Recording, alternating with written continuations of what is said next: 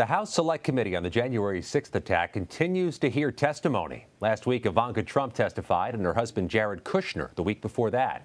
Congresswoman Liz Cheney told CNN Sunday she has no doubt what former President Donald Trump was up to on January 6th. It is absolutely the case. It's absolutely clear that what President Trump was doing, what a number of people around him were doing, that they knew it was unlawful. They did it anyway. I think you certainly saw that in the decision that was issued by Judge Carter a few weeks ago, where he concluded that it was more likely than not that the President of the United States was engaged in criminal activity. I think what we have seen is a massive and well-organized and well-planned effort that used multiple tools to try to overturn an election. For more, let's bring in Robert Costa. Robert is CBS News' chief election and campaign correspondent. And Bob, more and more keeps coming out on the text messages. In this case from Mark Meadows, the former chief of staff, the ones provided to the House committee, including a recent text message from Donald Trump Jr., first reported by CNN, about ideas or a possible plan to overturn the election. What is the significance of that particular story and those messages which you've reported on extensively? Scott, good to be with you. The Mark Meadows text messages are apparently becoming the spine of sorts for the January 6th committee's investigation. They have provided a lot of raw material, dates, times, content in terms of interactions between the White House Chief of Staff, Mark Meadows, and other people in the president's orbit, from Ginny Thomas to the president's own son, Donald Trump Jr.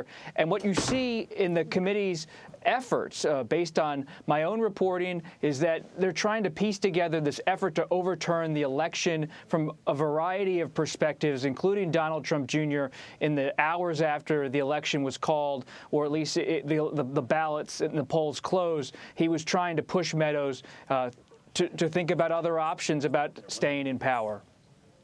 And we talk about piecing things together ourselves, piecing together how the Justice Department is building its own investigation, how they're going about their business. We know the pro-Trump activist Ali Alexander is cooperating with this probe. We've confirmed that Alexander, who was involved with planning the rally January 6th, agreed to cooperate after being told he wasn't a target of the investigation.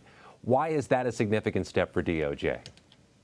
Well, at first blush, it's a glimpse into the DOJ's investigation. As a grand jury investigation, it's so hard sometimes to learn what they're actually up to. Congressional committees even investigative ones, have a lot of fingerprints on them, a lot of people coming in and out. A grand jury, as you and I both know, is far more difficult to navigate as a reporter. And so what you see with Ali Alexander confirming through his lawyer, and you've confirmed this, he's cooperating with DOJ, is that they are trying to look at people like him who were involved with the planning of the rally on January 6, 2021, to figure out who were the key players. Was there a connection between the planning of the events themselves and the rally and the violence that took place?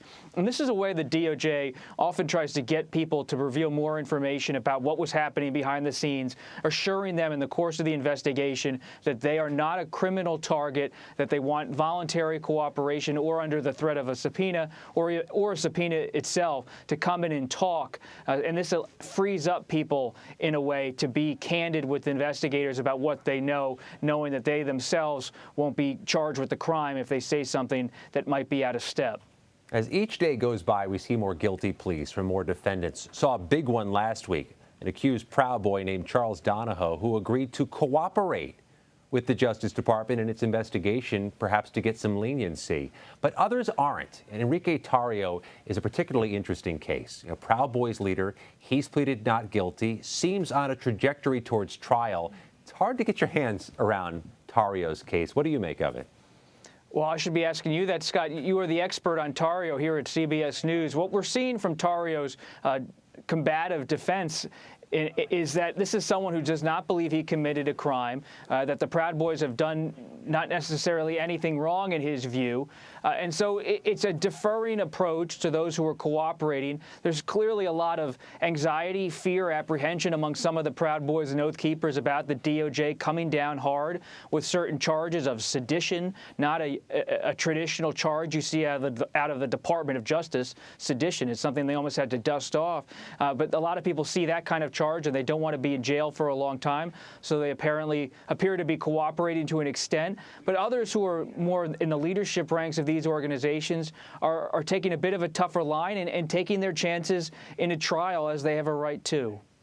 It's one of those cases, it's a unicorn. It's different than the rest and hard to measure. Among other things, he wasn't here at the Capitol on January 6th. Now, tomorrow, we know the former vice president's going to speak at the University of Virginia in Charlottesville. You'll be covering that for CBS News.